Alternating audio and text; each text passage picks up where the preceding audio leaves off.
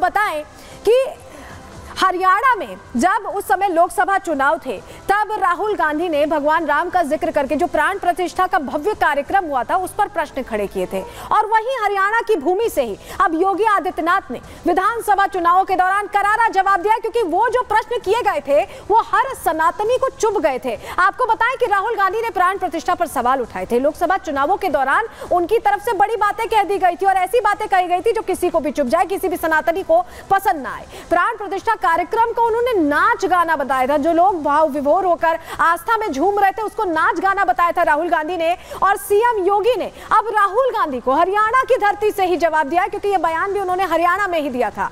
राहुल का परिवार जीवन भर यही करता है। योगी आदित्यनाथ ने कहा 500 सालों का जो इंतजार था उसके बाद पूरे देश में खुशी का माहौल था, जश्न का माहौल था और इन बदनसीब कांग्रेसियों को इससे नफरत है। योगी आदित्यनाथ ने यह बोला कि एक तरफ राम की संस्कृति में पले बढ़े लोग हैं जो भारत के हैं और एक तरफ दूसरी तरफ रोमन संस्कृति में पले बढ़े लोग हैं। यानी जिस तरह से रोम से उनका संपर्क है, इटली से उनका संपर्क है, इसका जिक्र यहाँ पर योगी आदित्यनाथ ने किया है। और समझिए कि रामलला की जब प्राण प्रतिष्ठा हुई थी तो सनातनियों में उत्साह था, लेकिन उस वक्त भी मंदिर को लेकर सियासत हो रही थी, चुनावों के दौरान भी सियासत हुई। लेकिन अब एक सनातनी ने सच्चे तौर पर राहुल गांधी को जवाब दे दिया है। रिपोर्ट देखिए।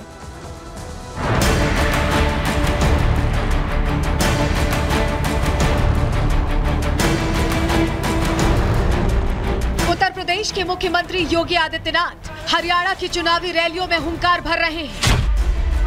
योगी कानून व्यवस्था और यूपी मॉडल की मिसाल पेश करने के साथ ही विरोधियों पर हमलावर भी हैं।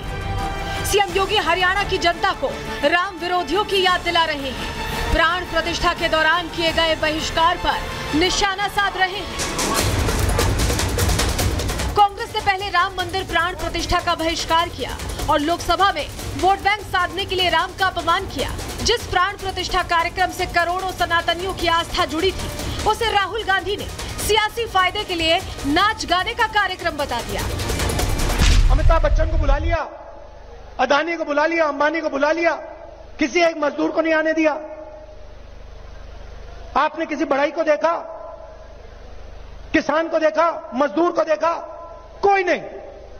डांस गाना चल रहा है, प्रेस वाले हाय हाय हाय कर रहे हैं, नाच गाना चल रहा है, डांस चल रहा है। लोकसभा चुनावों में राहुल के दिए बयान का हिसाब सीएम योगी ने हरियाणा के विधानसभा चुनाव में बराबर कर दिया।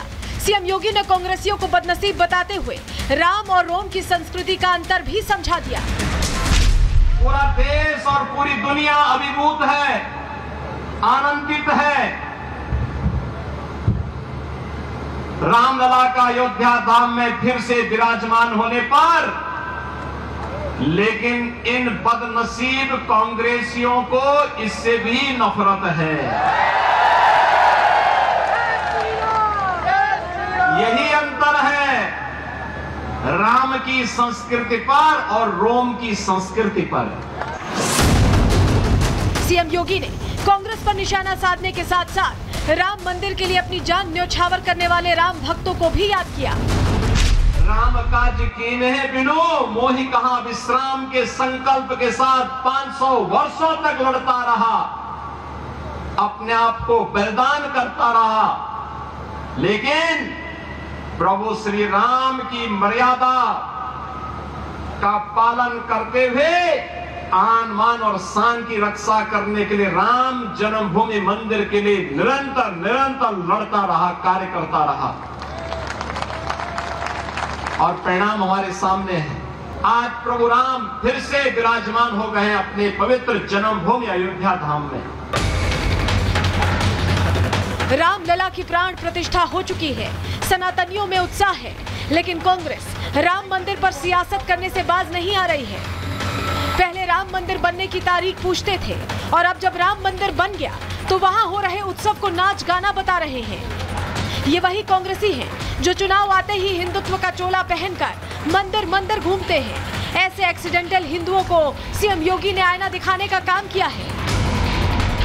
जो दुर्भाग्य से अपने को एक्सीडेंटल हिंदू कहते हैं, वे कैसे इसको बर्दाश्त कर पाएंगे?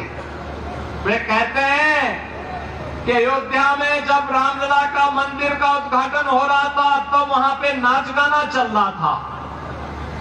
अरे जिंदगी भर तो यही तुम्हारा खानदान करता रहा। राहुल गांधी पर भारत की संस्कृति के अपमान का आरोप लगता रहा है। वही विदेश यात्राओं के दौरान वो जिस तरह से भारत की संवैधानिक संस्थाओं पर सवाल खड़े करते हैं, वो ये बताता है कि कांग्रेस देश हित से ज्यादा परिवार हित पर फोकस कर रही है। अब देखना ये होगा कि क्या हरियाणा की जनता इन सनातन विरोधियों को अपनाती है या उन्हें सबक सिखाती है। Bureau report, Republic Bharat.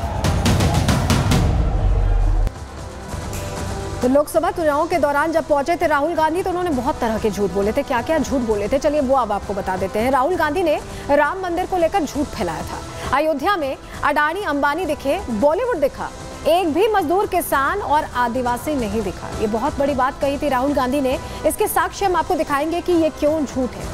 राष्ट्रपति को कार्यक्रम में नहीं बुलाया गया, ये भी कहा राहुल गांधी ने। राष्ट्रपति आदिवासी थी इसलिए नहीं बुलाया गया। देखिए, एक अलग तरह की पॉलिटिक्स उस दौरान प्राण प्रतिष्ठा के दौरान भी करने की कोशिश की गई।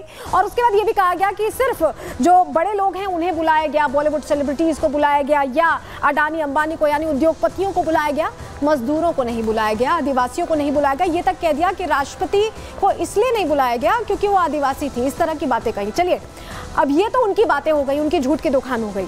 अब हम आपको जरा सच्चाई बता देते हैं कि सच क्या है, क्योंकि सच बहुत अलग है। जो कुछ कहा है राहुल गांधी ने उससे बहुत अलग है।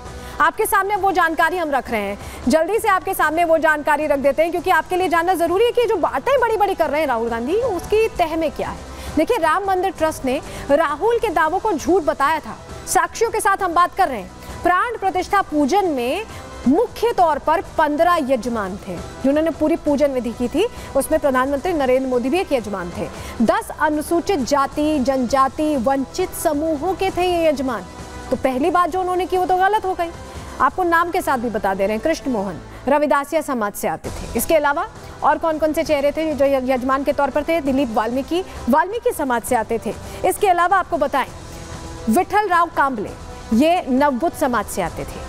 महादेव गायकवाड़ कैकाड़ी समाज से, सर्व समाज का इसमें सम्मिलित एक तरह से ये कोशिश थी। देखिए, कैलाश यादव समाज से आते थे। इसके अलावा आपको बताएं कि अरुण चौधरी जाट समाज से आते थे। हर समाज का एक व्यक्ति इसमें था।